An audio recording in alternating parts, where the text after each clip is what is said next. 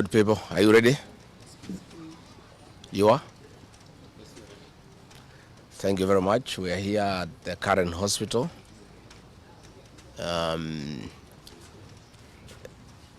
see the Honorable George Koimburi, the Honorable Member of Parliament for Juja, who was brought here in critical condition.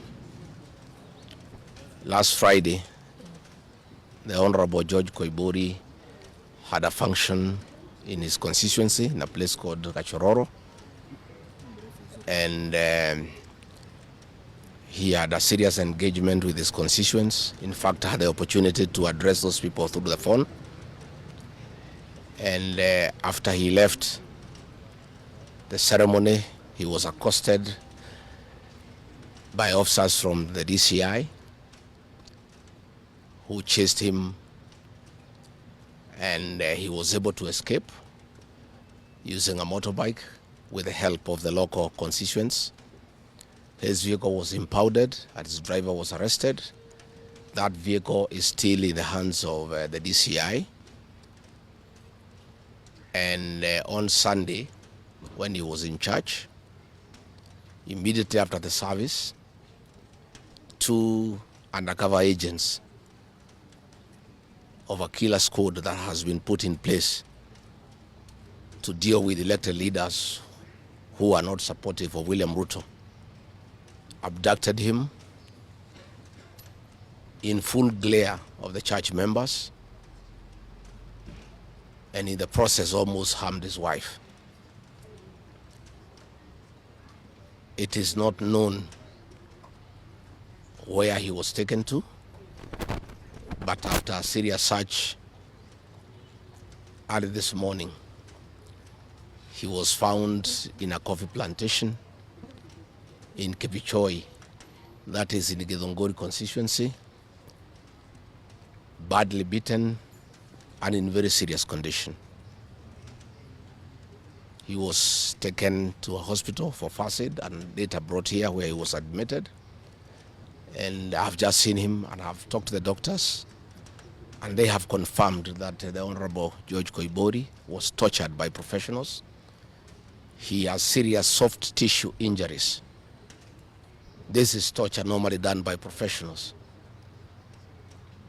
He has lost his voice, and the doctors are working round the clock to restore his vocal cords.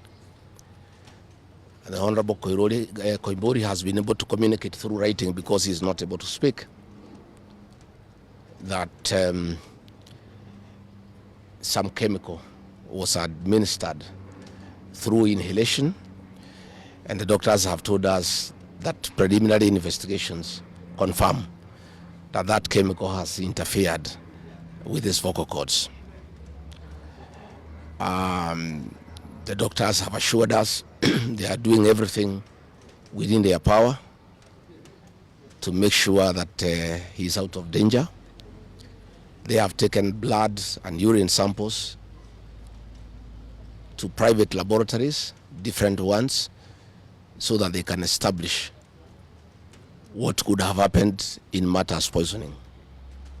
You remember last weekend I said that a special squad had been set aside, and now we have confirmation that President William Ruto, CS for Interior Kipchumba Murkomen, and the Deputy Inspector General, Mr. Eliud Langat, all from the Kalenjin community, have put up a squad to deal with leaders who are opposed to this regime.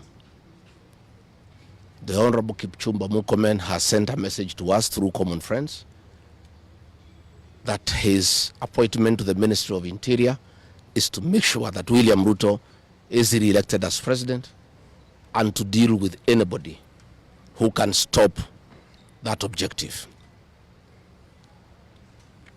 Officers from the National Police Service has confirmed to us that a special squad of 20 police officers from the Nandi sub-ethnic community are the ones behind the abduction of George Koimburi, and they are the ones that were deployed in Kakamega to target the Honorable John Methu and Karungo Athangwa. Specifically, there were about 300 police officers who were deployed in Kakamega, but 20 police officers from the Nandi sub-ethnic community under the direct command of the Deputy Inspector General, Eliud Langat, and reporting to Kipchumba Murkomen and William Ruto, had been assigned to harm the senator for Nyandarua and the senator for Kiambu because of their vocal stand against this regime.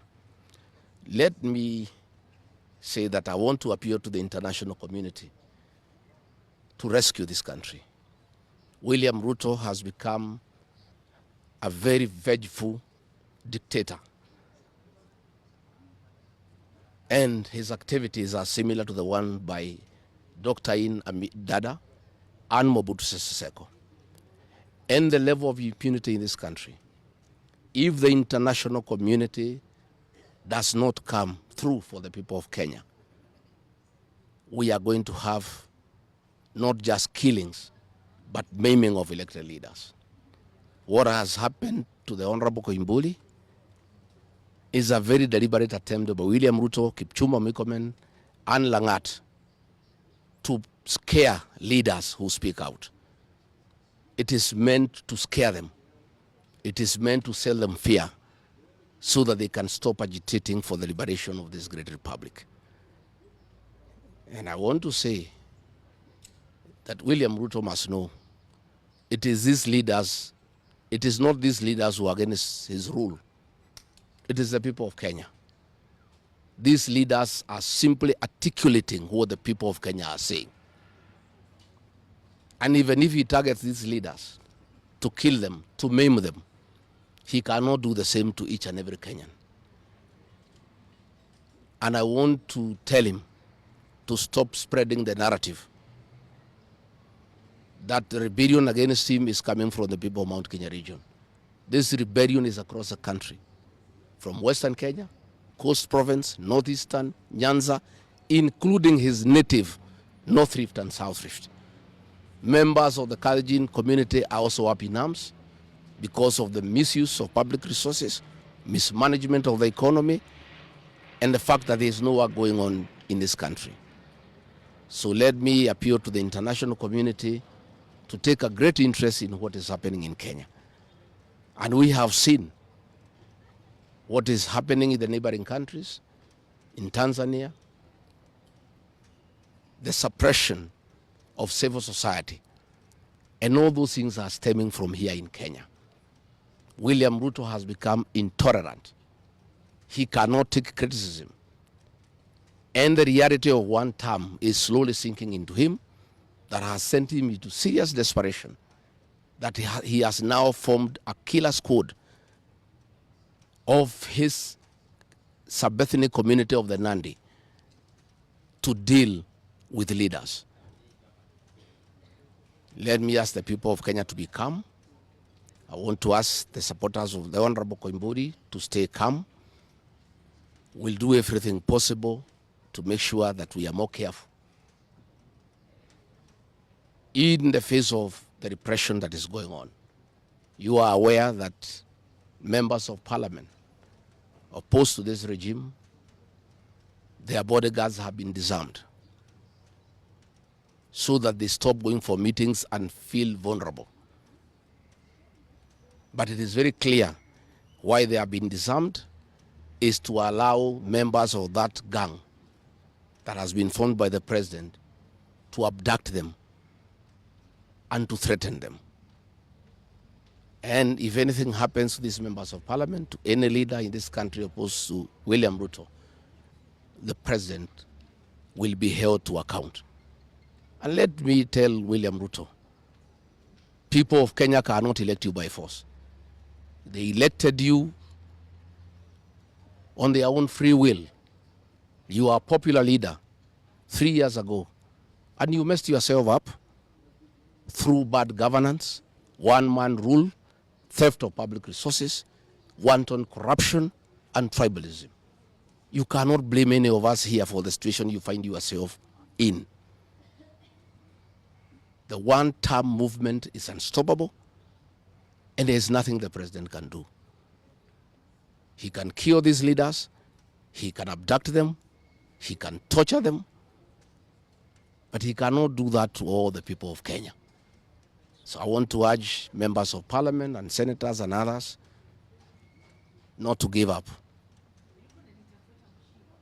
Nobody can die from morning to evening. You can only die once. And the tree of liberation will be watered by blood.